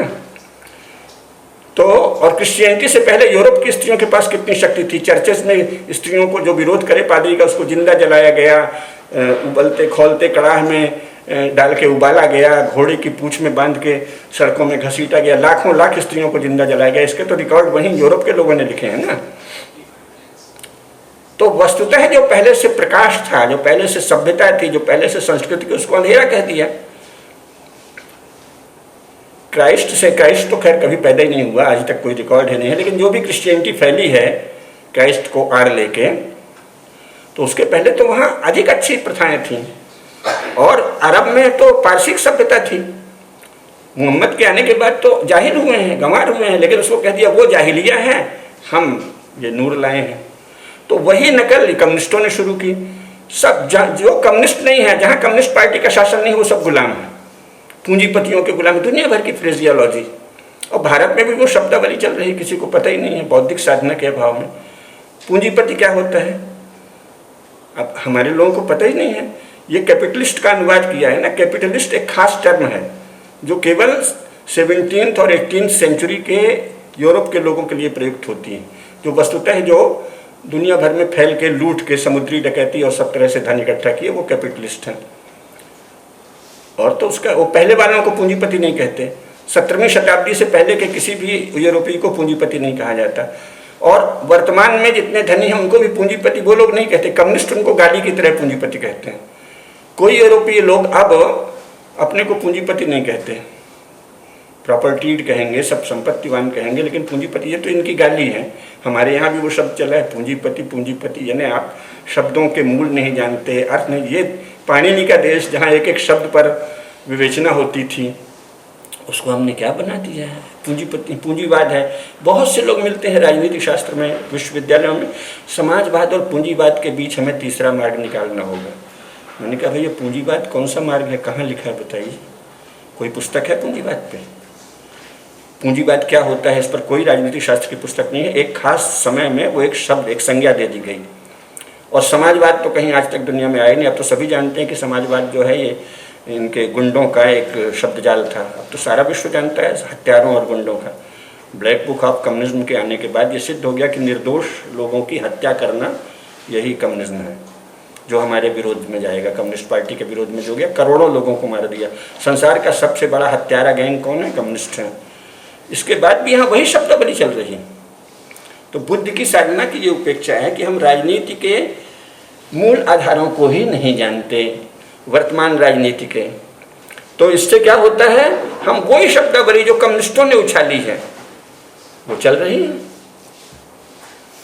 इसीलिए विद्या केंद्र आवश्यक है। कम से कम हम पहले शब्द तो जाने, उनके अर्थ तो जाने। वोट जनता का शासन है, जनता का शासन। अरे भाई, मैं तो बहुत पढ़ी लिखी बहुत पढ़ा लिखा आदमी हूँ, भला मेरे एक बात चल जाए शासन में, क्या बात कर रहे हैं आप? जनता का शासन में करोड़ों लोगों को मैं जानता हूँ, उनकी कुछ भी नहीं चलती। कौन चाहता है कि हिंदू धर्म की उपेक्षा हो? मुझे बताइए भारत में। और उपेक्षा चल रही है, जनता चाह रही है। फिर अपने ही शब्द जाल में खुद फंस जाएंगे। क्या करें, जैसे लोग हैं वैसी सरकार होती है। अरे किसी ने नारेबाजी कर दी। सरकार वो होती है जो उस समाज के अभिजन या ताकतवर लोग जैसा चाहते हैं। तो शासन के नियम तो जानिए। सारे संसार में सत्तावान लोग, समर्थ लोगों का शासन होता है। वो समर्थ हैं या समर्थ बनते हैं, सामर्थ्य की साधना करते हैं। बलम बलम उपास्य कहा गया है बार बार, दुनिया भर में अपने ढंग से यही कहा गया है। सर्वसाधारण के द्वारा कहीं शासन नहीं चलता। पहले धर्म का नाम लेके करते थे, बीच में यूरोप में रिलीजन का नाम लेके, चर्च का नाम लेके करते थे। चर्च के नाम से चूंकि वहाँ भयंकर अत्याचार हुआ, बहुत ही भीषण अत्याचार हुआ। चर्च से यूरोप का हर प्रबुद्ध व्यक्ति अब चर्च और ईसाइयत से घृणा करता है, इसीलिए वो उसको एक्सपोर्ट कर रहे हैं भारत में और बाकी जगह, क्योंकि वहाँ तो कोई चर्च बने हैं, क्योंकि इतना भयंकर जाल है उनका, इतना कठोर अनुशासन है कि किसी की हिम्मत नहीं है कि चर्च की निंदा करे। लेकिन चर्च जाना छोड़ दिया है। यूरोप का ऐसा कोई देश नहीं है जहाँ 15% से अधिक लोग चर्च जाते हैं। इसीलिए उन्होंने दो शब्द चलाया, believing Christian and non believing Christian. तो सारा यूरोप नॉन बिलीविंग क्रिश्चियन है। ये वहीं के शब्द हैं, हमारे नहीं है ना। बिलीविंग क्रिश्चियन 15%, 20% से ज़्यादा कहीं यूरोप में नहीं। क्यों? चर्च इतनी पैशाचिक चीज़ थी और उसको उन लोगों ने ही ख़त्म किया। फिर भी इतनी पैशाचिक थी कि अभी भी निगेट नहीं कर पा रहे हैं। अभी भी चर्च का तंत्र है, चूँकि मोहल्ले तक पादरी, एक मोहल्ले का पादरी, फिर गांव का पादरी, इलाके का पादरी, शहर का पादरी, पूरा नेटवर्किंग है। और ये पादरी क्या है? एक तरह से जासूस और गुंडे, उत्पीड़क, कठोर नियंत्रण अपने समाज का करना, और सब वहाँ यूरोप के लोगों ने स्वयं लिखा है। तो उससे मुक्ति के लिए उन्होंने ये बात उठाई कि भाई जितने इलीट हैं वो सब तो चर्च के मेंबर थे, तो इलीट से बाहर अपने नए लोग खड़े करने हैं। तो उनको कह दिया कि ये जनता के हैं। ये क्या है? सत्ता स्पर्धी समूह के द्वारा उछाला गया एक दूसरा नारा। रिलीजन की काट के लिए, रिलीजन के नाम पर चूंकि अत्याचार हो रहा था यूरोप में, तो रिलीजन की काट के लिए पीपुल्स शब्द उछाल दिया। ये उनके आपसी राजनीतिक संघर्ष है। हम उसमें कहाँ चक्कर में पड़ गए हैं? जनता का राज, जनता का राज। दुनिया में कहीं एक तो जगह बता दीजिए जहाँ जनता का राज हो। और जनता को राज की फुर्सत कहाँ है? अरे जनता में जो प्रबुद्ध है, महत्वाकांक्षी है, जिसमें लालसाएं हैं अपने देश या समाज को सुधारने की अथवा अपनी प्रभुता पाने की, अपने मन की करने की, अत्याचार करने की या सदाचार की प्रतिष्ठा करने की, जिसका जैसा हो, वो सक्रिय होते हैं, उसके द्वारा वो शासन में आते हैं। तो ये तो जानना चाहिए ना। तो हमको एक इलीट क्लास तो खड़ा करना पड़ेगा। हिंदू इलीट, मॉडर्न पॉलिटिक्स में कोई हिंदू इलीट है ही नहीं। क्यों? क्योंकि उसमें संकट ये है कि जो ट्रेडिशनल इलीट हमारे थे वो धर्माचार्य होते थे। लेकिन हमारे धर्माचार्यों को भी अब तो इसी कॉलेज और यूनिवर्सिटी से निकले हैं ना, तो वो भी यही भाषा बोलने लगे हैं। और फिर उसमें भी कोई अनुशासन नहीं है, क्योंकि सारे ही धर्माचार्यों की एक महासभा होनी चाहिए कम से कम, और उसमें उसके नियम उनकी सहमति से सही बनाए जाने चाहिए, ताकि एक अनुशासन रहे। थोड़ी कि कोई भी भीड़ भाड़ जुटाया, कहीं से पैसा वैसा जुटाया, गुंडे पाला और अपने आप को धर्माचार्य कहने लगा और लीजिए साहब बन गए। यानी हिंदू धर्म को आपने यूं ही छोड़ दिया और इसको बड़ी अच्छी चीज मानते हैं। ऐसी बुद्धि पलट गई है। मनु ने कहा ना स्त्री स्वातंत्र में रहती, कितना बड़ा संरक्षण था भाई। स्त्री को ऐसे मत छोड़ दो स्वतंत्र, सदा उसका जिम्मा लो, है ना। ऐसे नहीं कि कुछ भी करे। तो उसका वितंडा कर दिया, अरे ये क्या है, न स्त्री स्वातंत्र में रहती। अरे उसके आगे पीछे के श्लोक लिखो, सदा ध्यान रखो उसकी जीवन की, संपत्ति की, उसका जो स्त्री धन है उसकी सबकी सुरक्षा करो, उसके मान की सुरक्षा करो, कभी कट वचन नहीं बोलो, भोजन से पहले गृह स्वामी को अपनी पत्नी को खिलाना चाहिए। हाँ, वो सब हटा दिया। और न स्त्री स्वातंत्र में रहती है, नहीं तो जाओ छुट्टा छोड़ दिया, लीजिए साहब करो जो मर्जी हो। इसी तरह हिंदू धर्म को भी स्वतंत्र, ये स्वतंत्र हमारे यहाँ बुरा माना जाता है। स्वतंत्रता व्यंग की बात है, क्योंकि ये क्या है, गुलाम समाज स्वतंत्रता की इच्छा करते हैं। जो समाज सदा से स्वतंत्र है वो धर्म की इच्छा करता है कि धर्म कैसे हो, सुशासन कैसे हो। हम लोग स्वतंत्रता वाले लोग नहीं, हम स्वतंत्र हैं ही, तो हमको एक धर्म में शासन चाहिए। ये स्वतंत्रता वहाँ का शब्द है। जो गुलाम थे शताब्दियों, तो तो उनके लिए स्वतंत्रता बहुत बड़ा मूल्य है। स्वतंत्र स्वतंत्र, जो गुलाम है ही नहीं है उसके लिए स्वतंत्रता क्या करेगा? नहीं भाई, सदाचार धर्म। तो हिंदू धर्म को स्वतंत्र छोड़ दिया, जाओ जो चाहो महामंडलेश्वर बन जाओ, जो चाहो धर्माचार्य बन जाओ, कुछ भी गंदगी फैलाओ, फिर हम बदनाम करें मीडिया के द्वारा कि देखो देखो ऐसे ऐसे लोग धर्माचार्य हैं। और जो परम तपस्वी अभी भी विद्यमान है वो एक से एक तपस्वी हैं अभी भी धर्म में, सारे देश में। तो ये छल है ना। पहले तो आपने वहां कोई नियम बनाया नहीं जो कि आपका कर्तव्य था शासन का, उसकी बजाय मंदिरों पर नियंत्रण शासन, माने ये तो पाप की हद है। मंदिर से सरकार का क्या लेना देना भाई? पहले आपने दान पेटी रखी, ये महापाप है। किसी भी मंदिर में सरकारी दान पेटी का होना तो महापाप है, बहुत बड़ा पाप है। इसके खिलाफ हिंदुओं ने कोई आंदोलन नहीं किया क्योंकि बौद्धिक जागरूकता नहीं। सरकारी पेटी, किसी मंदिर में सरकारी दान पेटी है, ये तो महापाप है क्योंकि आप डबल टैक्स ले रहे हैं। अंत में वो टैक्स जैसा है, जो पैसा वहां जमा होगा वो आपके खजाने में जाएगा और आप तय करेंगे। यानी आप डबल ट्रिपल टैक्स लेना चाह रहे हैं जनता से। मंदिर में तो दान जाना चाहिए, जो मंदिर की कोई समिति वहाँ के स्थानीय लोग हों, जैसा भी और धर्माचार्य सब तय करें, वो तय करेगी। शासन का क्या मतलब है?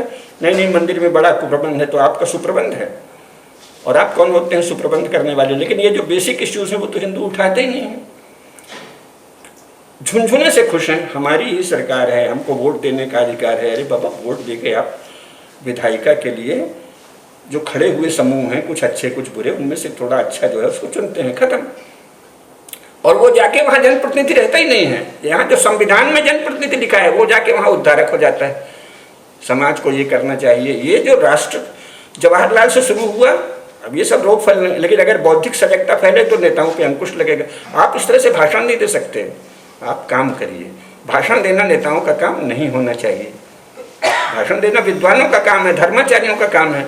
नेता का काम है वो ये बताए, रिपोर्ट कार्ड दे, जैसे मोदी जी ने कई जगह शुरू किया है, वो बहुत अच्छा है।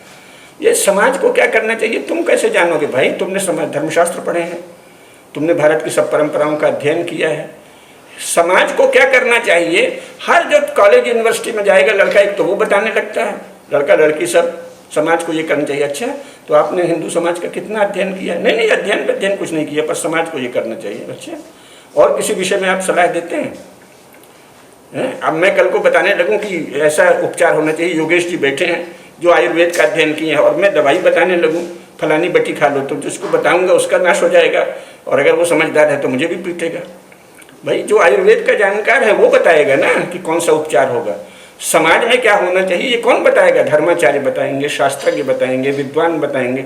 आधुनिक व्यक्ति भी वो बताएगा जो सारे धर्मशास्त्रों का अध्ययन किए हो, अपने इलाके की कम से कम परंपराओं को जानता हो, उनके बारे में विस्तार से ज्ञान रखता हो, तब तय करेगा। ये थोड़ी कि हम फलानी पार्टी के हैं इसलिए हम बताएंगे। ये होना चाहिए, कानून बन जाएंगे साहब, शताब्दियों से फलाना अन्याय हुआ, ढिकाना अन्याय हुआ, इसलिए इनकी रिपोर्ट हुई तो तुरंत आप हवालात में बंद कर दिए जाएंगे। कौन सा शासन आप ला रहे हैं भाई? पहले तो उस अत्याचार का प्रमाण दीजिए।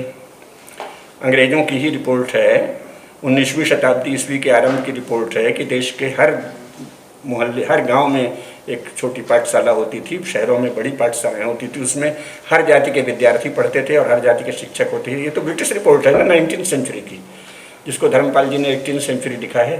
मैंने उनसे कहा भी था ये 1835 18 से ऐसे हुआ, 1826 1835 का सर्वे है, 19वीं सेंचुरी।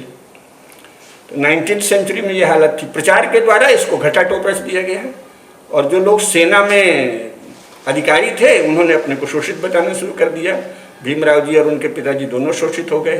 अरे भैया, सेना में उस समय कितने लोग जाते थे? तो ये जो झूठ का धंधा चल रहा है, इसके विरुद्ध कौन बोलेगा?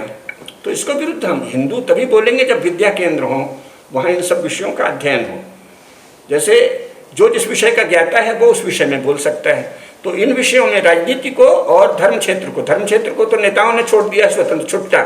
हमारे यहाँ उसको छुट्टा कहते हैं, और छुट्टा छोड़ना बहुत बुरी चीज़ है। अरे वो तो छुट्टा छोड़ दिया, मतलब जाओ जो चाहे करो, बने बिगड़े। तो हमने धर्माचार्यों को छुट्टा छोड़ दिया है, कोई भी अपना धर्माचार्य बन जाता है, जो कि राजधर्म का उल्लंघन है, बहुत ही बुरी बात है। धर्माचार्यों, और नहीं तो फिर खुद ही नियम बनाने लगेंगे, वो दूसरा महापाप है। भाई आप मत बनाइए, आप एक महासभा बुलाइए, उनके चरणों में निवेदन कीजिए कि आप कृपा करके ये बड़ा फैल रहा है, व्यभिचार और बदमाशियाँ फैल रही हैं, इससे धर्म क्षेत्र कलंकित होता है। कृपा करके आप लोग ही नियम बता दीजिए, सर्वसम्मति से कोई नियम बनाइए, लिस्ट बनाइए। किसी भी भारत के मुख्य समाज को इस तरह से छुट्टा नहीं छोड़ देना चाहिए स्वतंत्रता के नाम पे। हिंदू धर्म को भी छुट्टा छोड़ दिया है, जो मर्जी हो वो करो।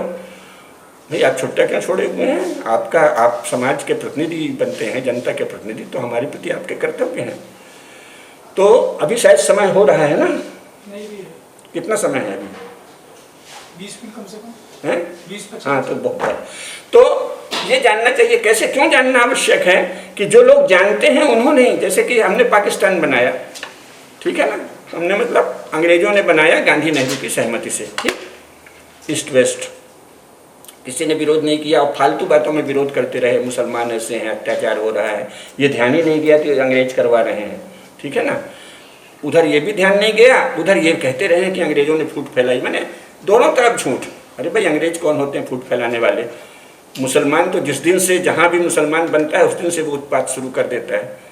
मुसलमान साकार उत्पात है, साकार उपद्रव है, वो तो उसके अस्तित्व में ही नहीं थे कि वो उत्पात करेगा। उसमें अंग्रेज क्या करेगा बेचारा?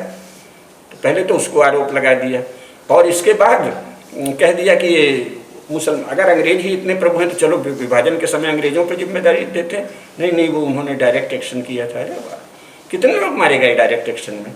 50,000 भी नहीं मारे गए, विभाजन में उससे ज़्यादा मारे गए हैं। शासन का कर्तव्य था डायरेक्ट एक्शन को कुचल देता, लेकिन इनको तो बहाना चाहिए था क्योंकि पाकिस्तान बनाना था। लेकिन जो बना वो लोग जागरूक थे, तो उन्होंने क्या किया, वहाँ का क्या संविधान बनाया?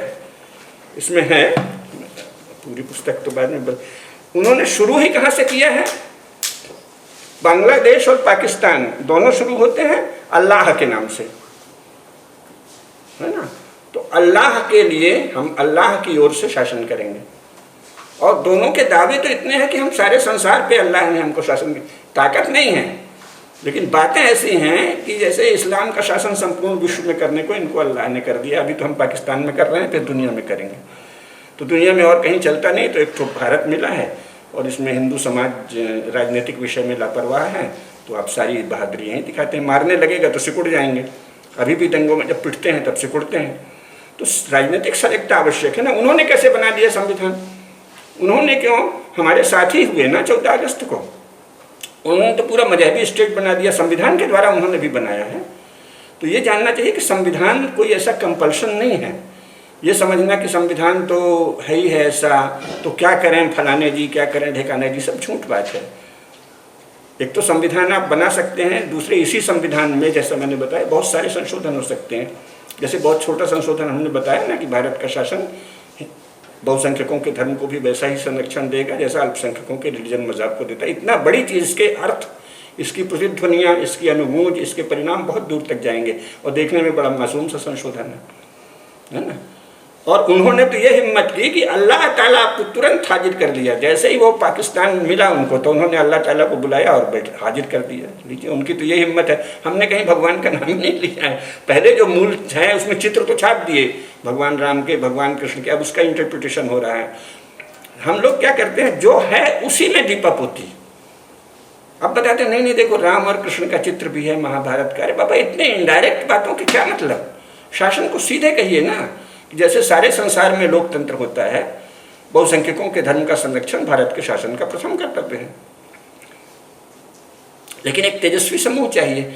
आश्चर्य है किसी हिंदू संगठन ने ये मांग ही नहीं की। अब मैंने तो की, पर हमारी तो सुनते ही कहाँ। कोई छोटी जगह आजकल फेसबुक में डाल देते हैं, पहले कोई अखबार छोटा मोटा अखबार छाप देता है। मनमोहन सिंह पर देशद्रोह की मांग उसी समय करनी चाहिए थी।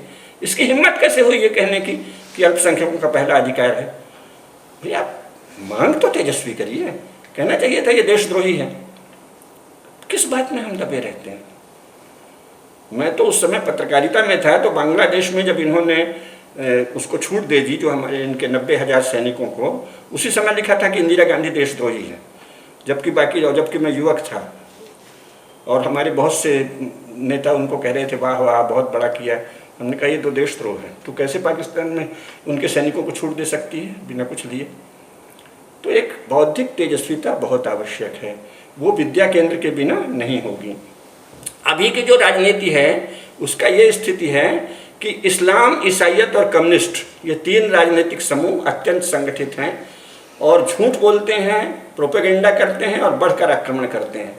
और विद्या के साधना के अभाव में हम लोग उसी में उत्तर देते रहते हैं। उन्होंने कहा संविधान को मानो तो संविधान में ही ये है, उसमें चित्र छपा है। अरे भाई, हिंदू समाज है, उसका शासन है, थोड़ा आत्मविश्वास से भर के, जैसे मैंने बताया ना 20 ऐसे कदम हैं। आप उनसे कहिए साहब बताइए आप सोशलिज्म और सेकुलरिज्म की आपकी क्या परिभाषा है, और कहिए सार्वजनिक रूप से संसद में कहिए कि बहुसंख्यकों के धर्म को सुरक्षा देना राज्य का कार्य नहीं है। चलिए कहिए, लेकिन आप आक्रामक ही नहीं होंगे क्योंकि विद्या की साधना नहीं है। तो उसी में लिपापोती करते रहेंगे। नहीं वो तो फोटो छपी थी। अरे फोटो कौन देखता है, वो तो संविधान का नाम लेके आपको दबा रहे हैं, आपको दबाने की युक्ति नहीं आती। तो इसकी तो विद्या साधना के सिवाय और कोई तरीका नहीं। जितने भी शासन हैं सिवाय भारत के, सब जगह वो तो गॉड अलमाइटी कहते हैं सारे ही यूरोपियन नेशन, और ये अल्लाह कहते हैं।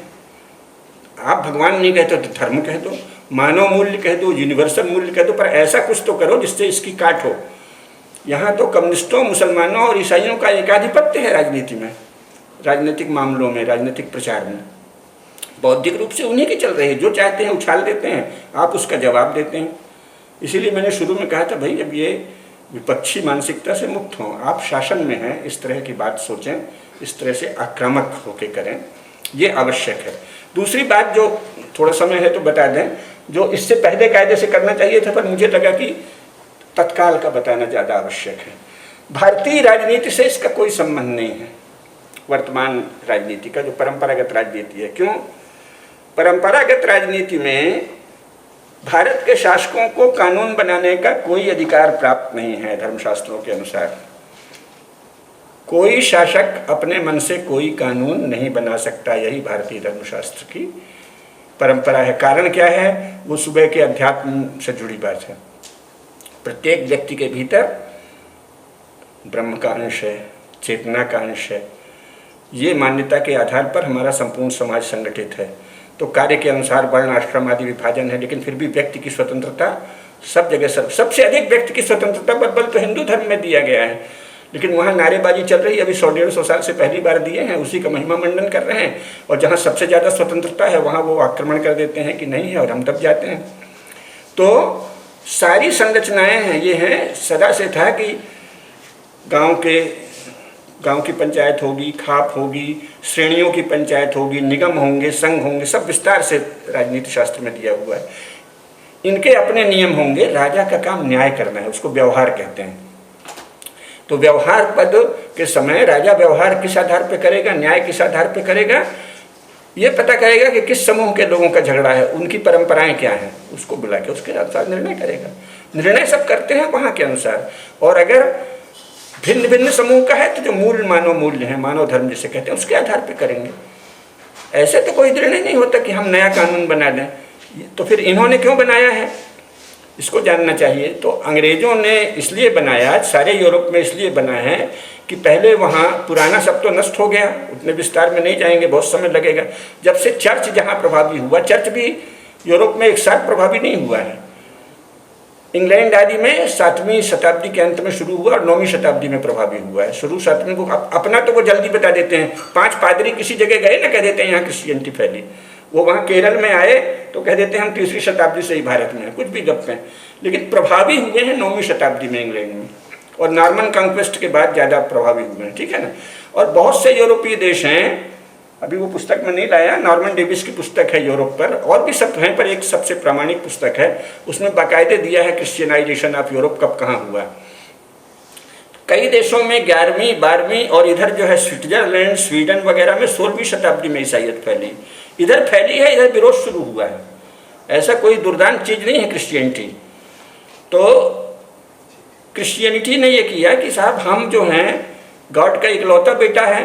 गॉड कोई ऐसी सत्ता है, उसका हिंदी में अनुवाद नहीं हो सकता। वो कोई ऐसे जीव हैं जिन्होंने बड़ी मेहनत की, मेहनत करते करते थक गए, अंत में एक लड़का पैदा किया, उसका नाम है जीसस।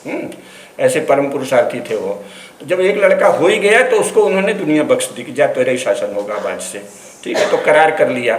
तो करार ये किया कि तू ईसाइयत फैलाएगा और मैं तुझे इस दुनिया की हर चीज़ देता हूँ, जो कुछ चल रहा है पृथ्वी में और रेंग रहा है और उड़ रहा है, मतलब इतनी भद्दी भाषा, सबका तू खाएगा। तो सबका स्वामी है मेल, पुरुष, स्त्री नहीं। स्त्री तो पुरुष उदास था तो उसकी पसली खींची, उसको बेहोश, कुछ वो जादूगर है गॉड, तो उसने बताते हैं, पूरा वर्णन है उसमें कि ऐसे हाथ फेरा तो वो सो गया, तो उस चुपके से उसकी पसली खींची और पसली से फट से ईव बना दिया। तो कहा कि ले तेरे मनोरंजन के लिए औरत देते हैं, इसलिए औरत की आत्मा नहीं होती। ये 19वीं शताब्दी ईस्वी तक संपूर्ण यूरोप कहता था कि स्त्री की आत्मा नहीं होती, यानी क्रिश्चियन स्त्री की भी आत्मा नहीं होती, ठीक है ना। तो पुरुष के लिए सारा चीज़ उपभोग के लिए 1935, 26, 35 और फिर 40 तक अलग अलग देशों में बने हैं कि स्त्री भी मनुष्य है, पूर्ण आत्मा वाला मनुष्य, पर्सन उसको बोलते हैं, स्त्री पर्सन है। ये 20वीं शताब्दी ईस्वी में पहली बार यूरोप ने स्वीकार किया। तो संपूर्ण सृष्टि ईसाई पुरुषों के भोग के लिए है, लेकिन भोग कैसे करेगी? चर्च के आदेश में। क्यों चर्च? क्यों? विचित्र विचित्र हास्यास्पद मान्यताएं, भाई गुंडागर्दी है, कंट्रोल करना है किसी भी नाम से। तो चर्च जो है जीसस की दुल्हन है, कहते हैं उनका ब्राइड ऑफ जीसस, है ना। तो जीसस तो हो गए सबके दूल्हा। जितनी नन वगैरह बनती है सबको ये सिखाया जाता है, शादी इसलिए मत करो कि तुम्हारा दूल्हा पहले से है जीसस, है ना। और उसमें इतनी पुस्तकें हैं, इतने व्यभिचार के, पादरी छिपके आते हैं, पुकारते हैं और दिखाते हैं कि मैं तेरा लॉर्ड हूँ, वही जीसस हूँ। फिर वो सब बच्ची, कम उम्र की बच्चियों को कॉन्वेंट में डाल देते हैं, फिर व्यभिचार दुराचार उसकी चर्चा नहीं करते। कुल मिला के बहुत ही घिनौना। लेकिन चर्च जो है वो गॉड के इकलौते बेटे की दुल्हन है, तो उस दुल्हन की ओर से ये शासन करते हैं। अच्छा, ये भी मजेदार है, चर्च तो दुल्हन है और स्त्रियों की आत्मा नहीं होती, तो दुल्हन की उपमा क्यों दी? अगर दुल्हन की ओर से तुम शासन कर सकते हो, विचित्र बात है, हास्यास्पद। तो चर्च का जो था आधिपत्य, उसमें सारी शक्ति केवल रॉयल फैमिलीज और प्रीस्ट को, पादरियों को होती थी। पढ़ने का अधिकार केवल पादरियों को और राजघराने के पुरुषों को था, राजघराने की स्त्रियों को भी पढ़ने का अधिकार नहीं था, केवल सुनने का था। तो इसके आधार पे वहाँ जो अत्याचार हुए वो तो एक अलग किस्सा है, किसी समय ईसाइयत पर अगर चर्चा करेंगे तो बताएंगे। भयंकर किस्से हैं, उस पर हजारों पुस्तकें यूरोप में छप चुके हैं। ये कोई विवादास्पद बात में एक भी नहीं, मैं वो बता रहा हूँ, पूर्णतः सर्वमान्य है ना। ईसाइयत के अत्याचारों पर सर्वमान्य पुस्तकें लिखी गई हैं यूरोप में। तो भयंकर अत्याचार से ऊब कर लोगों ने मॉडर्न स्टेट बनाया। तो मॉडर्न स्टेट लोगों तो शब्द कह देते हैं, जो राजा थे जो कि मूलतः भरतवंशी हैं, यहाँ से गए थे, तो इन लोगों को कुछ कुछ राज्य की स्मृति थी, तो इन्होंने कहा नहीं यार ये तो खराब बात है, ये चर्च वो चर्च, चर्चों के झगड़े चलते रहेंगे, हम राजा होते हैं। जनता इनकी ओर उमड़ पड़ी। तो ये नेशन स्टेट का कॉन्सेप्ट 19वीं सेंचुरी में पहली बार आया है। लेकिन कॉन्सेप्ट तो आ गया, पर शासन की पद्धति वही है कि एक सिलेक्टेड फ्यू, थोड़े से लोगों में बुद्धि होती है, उनके अनुसार सबको चलना चाहिए। तो ये जो है सामान्य, जैसे कॉमन मैन शब्द वगैरह सब उन्हीं के हैं। हमारे यहाँ तो कॉमन मैन शब्द गाली कायदे से होगा, लेकिन अब यहाँ आम आदमी चल गया है। भारतीय दृष्टि के अनुसार तो कोई भी आदमी आम नहीं है, सब खास है। जो जूता बना रहा है वो जूता बनाने के मामले में खास है, कोई किसी, हर व्यक्ति खास है, हर व्यक्ति विशिष्ट है। लेकिन कह दिए ये सब कॉमन मैन है, लेइटी हैं, उनका ईसाइयत का शब्द है लेइटी। और जो पादरी है, प्रीस्ट है, वो मालिक है उनका, तो कानून उसको बनाना चाहिए। तो उसकी नकल में ये आया कि जो लॉर्ड्स हैं, उसके लिए हाउस ऑफ लॉर्ड्स है, वो ऊंचे ऊंचे विचार करेंगे, और चर्च की काउंसिल होगी, वो चर्च के विषय में निर्णय करेगी। और बाकी जो साधारण बातें हैं, जो चर्च के नियंत्रण से भी बाहर है और लॉर्ड्स की मान्यताओं से भी बाहर है, उन मामूली बातों पे लोअर हाउस में चर्चा हो जाएगी। इसलिए उसका नाम भी लोअर हाउस है, तिरस्कार के साथ। ऐसे बनाया है, लोअर हाउस ये निपटाएगा। वो भी क्यों? क्योंकि विद्रोह होने लगे बहुत भयंकर, तो उनको शांत करने के लिए कि इसमें भी कुछ लुच्चे लफंगे आ जाएं, तो इस ऐसे बनाया है। तो अभी भी मूल शासन तो वहाँ चर्च के पादरियों का बड़ी सीमा तक है परोक्ष रूप से, और फिर लॉर्ड्स का है। उसकी नकल में यहाँ आप ले आए हैं। तो उनका तो मानने ये है ना कि सामान्य मनुष्य में बुद्धि नहीं होती, स्त्रियों में भी बुद्धि नहीं होती। पहले तो आत्मा ही नहीं थी, अब बुद्धि होती है, लेकिन कम बुद्धि होती है, वो बड़ी भावुक होती है वगैरह वगैरह। दुनिया भर के किस्से जो अब भारत में भी चल गए हैं बिना सोचे, वो एक अलग विषय है, कभी स्त्री पर चर्चा करेंगे। भाई स्त्री भारत की स्त्रियां तो इस बात का प्रमाण है कि वो सबसे अधिक बुद्धिमती होती हैं, गणितज्ञ भी होती हैं, वीर होती हैं, तर्कशास्त्री होती हैं, रेशनल होती हैं, ज़बरदस्त बुद्धि वाली होती हैं, और व्यवहार में भी दिखता है। ज़्यादातर घर को तो स्त्रियाँ संभालती हैं, बल्कि पुरुष थोड़ा भावुक और कई बार मूर्ख सिद्ध होता है। तो आप कहाँ के ये सब चला दिए, स्त्रियाँ भावुक होती हैं और अबला जीवन है तुम्हारी, यही कहानी फालतू की बातें। वहीं क्रिश्चियनिटी की नकल में तो उन्होंने कहा कि ये जो लेटी हैं इनको तो अकल ही नहीं होती, तो इसलिए हम जो सिलेक्टेड फ्यू हैं वो शासन करेंगे। उसके आधार पर ये संरचना है। आपने उसकी नकल ले ली, फिर कम्युनिस्टों ने उसमें जोड़ दिया कि नहीं नहीं ये चर्च भी शोषक है, क्योंकि चर्च के खिलाफ यूरोप में हवा बह गई। तो हम जो साइंटिफिक टेम्पर वाले हैं, ये भी सब राजनीतिक शब्द हैं, खेल। तो हम चूंकि विज्ञान पढ़े हुए हैं, और विज्ञान क्या पढ़े हैं? न्यूटोनियन मॉडल का विज्ञान। आपको पता है सारी पार्टियां जो भारत में और विश्व में भी हैं, इस समय विश्व के सभी शीर्ष वैज्ञानिक उनके घोर आलोचक हैं, लेकिन ताकत कहाँ है उनके पास? तो चल रहे हैं, क्योंकि ये न्यूटोनियन मॉडल पे गठित है। न्यूटोनियन मॉडल उस समय का था ना जब 19वीं शताब्दी में, तो जैसे केमिस्ट्री या आप कहीं प्रयोगशाला में प्रयोग करते हैं, तो एक वैज्ञानिक नियंत्रित दशाओं में प्रयोग करता है, तो कोई वस्तु डालता है और उसको पता रहता है कि इससे ये बनेगा, उसी को ट्रांसफॉर्मेशन कहते हैं ना। जैसे आपने जस्ते में तेजाब मिलाया तो Zn+H2SO4, तो ZnSO4+H2 बन गया ना, हाइड्रोजन बन गई। इससे इतने उत्तेजित हुए, क्योंकि अनपढ़ लोग थे, पुराना संस्कार पादरियों ने नष्ट कर दिया था, कुछ जानते ही नहीं थे, इसी से उत्तेजित हो गए। ओहो ऐसे होता है, अच्छा तो हम भी सोशल साइंटिस्ट हैं, और जो पॉलिटिकल आइडियालॉग है वो महान वैज्ञानिक है, राजनीति वैज्ञानिक, तो वो समाज को ट्रांसफॉर्म करेगा जैसे वैज्ञानिक द्रव्य को करता है। द्रव्य को मासेस कहते हैं, यानी मासेस जो है उनको वैज्ञानिक ट्रांसफॉर्म करता है।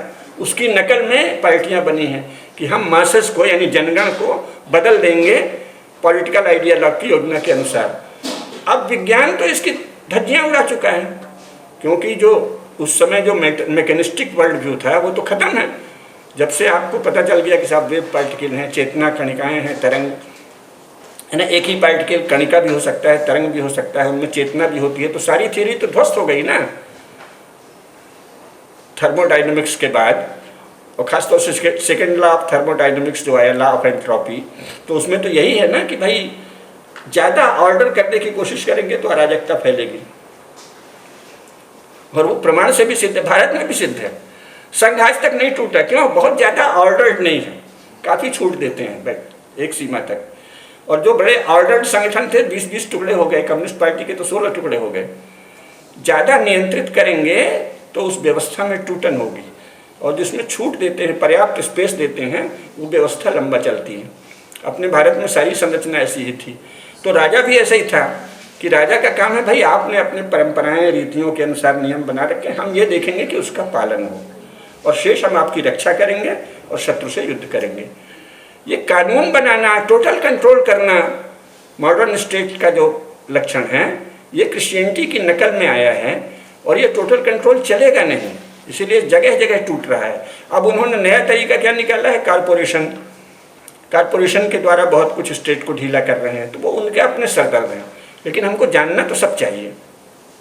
अब तो अंतर्राष्ट्रीय संगठन ऐसे बना दिए हैं कि नेशन स्टेट काफ़ी बहुत कमज़ोर हो गए हैं, ऐसे कहते हैं वो लोग, खुद ही कहते हैं फ्लूइड हो गए हैं, द्रवणशील। नेशन स्टेट के पास अब बहुत सीमित शक्ति बची है, बहुत सारे करार हैं अंतर्राष्ट्रीय संगठनों से, और आप उसके द्वारा बंधे हुए हैं, बनाए, और फिर ऊपर से ये मानवाधिकार और ये दुनिया भर के नाम से संगठन बना दिए आपकी नाक में नकेल डालने के लिए। तो आप पहले की तरह नियंत्रण भी नहीं कर सकते। तो अब ज़्यादातर जो शासक हैं वो ये सब जानते हैं, ऊपर जाके नहीं पे जान लेते हैं, पहले भले न जाने तो सोचते हैं खाओ पियो मौज करो, थोड़ा बहुत नाम कर दो। कहाँ शासन, कहाँ का सुव्यवस्था, शासकों की चिंता ही नहीं है। क्यों? सिद्धांत वो था टोटल कंट्रोल।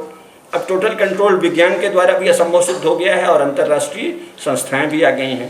तो समस्या है, शक्ति बहुत है, लेकिन मॉडर्न स्टेट में बहुत पावर है, बहुत ज़्यादा शक्तिशाली है।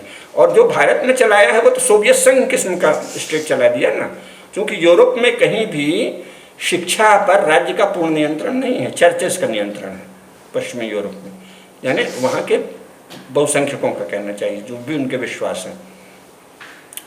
राज्य का नियंत्रण शिक्षा और संचार माध्यम में होगा तो आपका मन कैसे बनता है? जो मैंने योग शास्त्र वाली बात शुरू में केवल इशारा कर दी थी, उसका आगे कल बात करेंगे। तो मनुष्य का मन जो सुनता है, जो देखता है, पढ़ता है, उसी से तो बनता है। अगर शासन ऐसा आ गया कि आपको देखने, सुनने और पढ़ने को ये चीज़ें मिलेंगी, इससे बाहर का नहीं मिलेगा, तो धीरे धीरे आपके कॉग्निजेंस से बाहर चला गया। फिर हम हल्ला करते हैं हमारी नई पीढ़ी बर्बाद हो रही है। अरे भाई, नई पीढ़ी को तो आपने अत्याचार किया है उस पर, उसके सामने कोई भारतीय ज्ञान परंपरा, भारतीय संस्कृति है कहाँ? शिक्षा से बहिष्कृत कर दिया। आपका बाकायदे संवैधानिक प्रावधान है कि शासन के द्वारा वित्त पोषित किसी भी संस्था में धार्मिक शिक्षा नहीं दी जा सकती। अरे महापाप। ऊपर से फिर अगला वो है अनुच्छेद 28-29 अल्पसंख्यकों के द्वारा अपने रिलीजन या मजहब के लिए गठित किसी भी संस्था को शासकीय धन खूब दिया जाएगा। यानी हम कुरान और बाइबिल पढ़ाएंगे, पक्का मुसलमान और पक्का ईसाई बनाएंगे, उसे भारतीय मनुष्य, आधुनिक मनुष्य नहीं बनने देंगे। इसके लिए सरकारी खजाने से पैसा जाएगा। उस सरकारी खजाने से, जिसमें 85% भाग हिंदुओं के टैक्स का है, और हिंदू नहीं बनने देंगे किसी बच्चे को। खुलेआम कानूनी अपराध हो रहा है, तो इसका विरोध तो कानून से ही होगा, ऐसे अकेले में असंतोष और क्षोभ से नहीं होगा। तो ये विद्या केंद्र अत्यंत आवश्यक है, अन्यथा हिंदू समाज, लेकिन हम निराशा की कोई बात नहीं करते, आवश्यक है, करना चाहिए, बस यही करनी हम लोगों का कर्तव्य है। जिसको भगवान ने थोड़ी भी बुद्धि दी है, उसका ये कार्य है कि इन सब विषयों पे बिना किसी रोष क्षोभ के सजगता फैलाए। एक दूसरे, इस्लाम या ईसाइयत या जो भी पापी समूह हैं, ये सब पापिस्ट समूह हैं, इनको संरक्षण अगर राज्य का नहीं मिले तो हिंदू इनकी चटनी बना देंगे।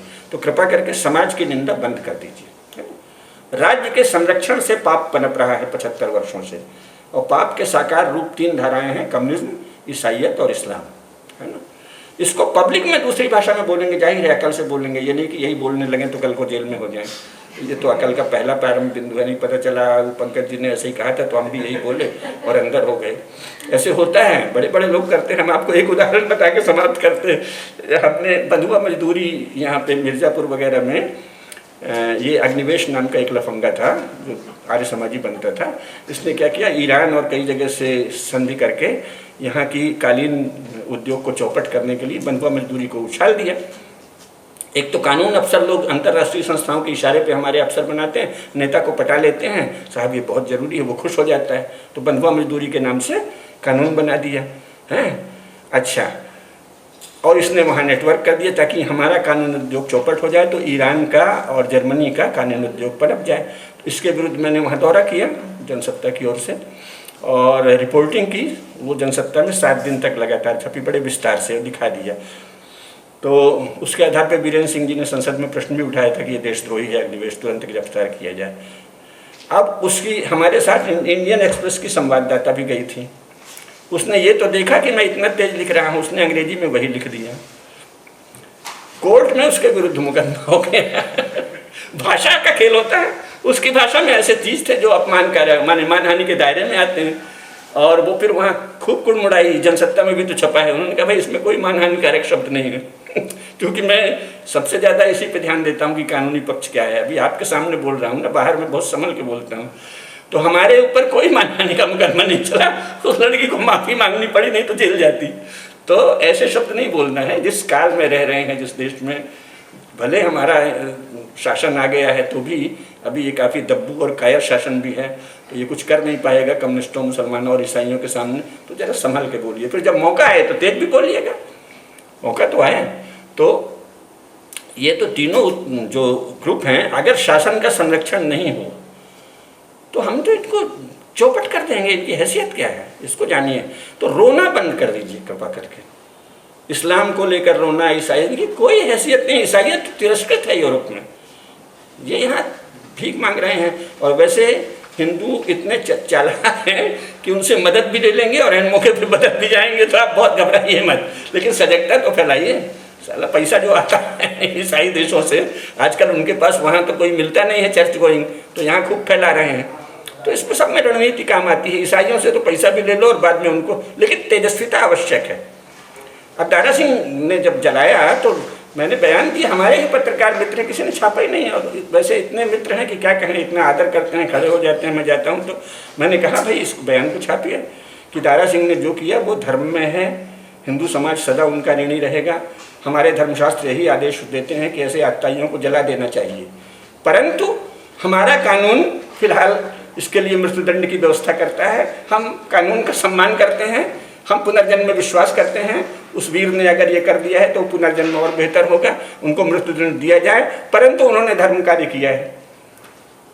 कोई कानूनी दायरे में फंसे नहीं रहा है। भाई हम आपके कानून का सम्मान करते हैं, समाज में ये संदेश दे रहे हैं कि ये वीर कार्य है, मारो, है ना। तो युवकों को, जो तेजस्वी लोग हैं उनको जगह देनी चाहिए। आवश्यकता पड़ने पर हम मार सकें, पीट सकें, इसकी गुंजाइश बनानी चाहिए। ईसाई मिशनरियों को बराबर मारना चाहिए क्योंकि बहुत बदमाश है, लेकिन उसके लिए कौशल सीखना पड़ेगा, तरीके सीखना पड़ेगा। और इस मुसलमान केवल जब तक राज्य का संरक्षण है तभी तक गुंडे हैं, जब पिटते हैं तो भाई साहब करने लगते हैं, भाईचारा करने लगते हैं। तो राज्य पर फोकस कीजिए, राज्य की नीतियों पर। राज्य के संरक्षण के बिना न तो कम्युनिस्टों का तो ये हाल है कि यूनिवर्सिटी में ऐश कर रहे हैं, 50-50 साल के हो गए हैं और स्टूडेंट बने हैं JNU वगैरह में। क्यों? स्टेट का प्रोटेक्शन है। तो एक तेजस्वी राजनीतिक दल की आवश्यकता है, राजनीतिक समूह की, और जो संगठन है सांस्कृतिक उनको भी तेजस्वी और अधिक समकालीन विषयों में तेजस्वी होना पड़ेगा। प्राचीन तेजस्विता काम नहीं आएगी। समकालीन विषयों की जानकारी, उसमें कैसे आप चोट करें, ये तीन जो हमारे शत्रु हैं, कम्युनिस्ट, क्रिश्चियनिटी और इस्लाम, इन पर कैसे सजग रूप से चोट करें, इसकी तैयारी करने के लिए विद्या केंद्र बहुत आवश्यक है। और बुद्धि की साधना के बिना तो ये चोट नहीं हो पाएगी। अभी जो हो रहा है वो राज्य के संरक्षण में ये पल रहे हैं मुस्तंडे। हमारे खर्चे से 3 मुस्तंडे पल रहे हैं, कम्युनिस्ट, अलगाववादी मुसलमान और ये परम धूर्त ईसाई। तो इनको कैसे काटा जा सकता है? बहुत सरल है, लेकिन उसके लिए राजनीतिक सजगता आवश्यक है। बस फिर आगे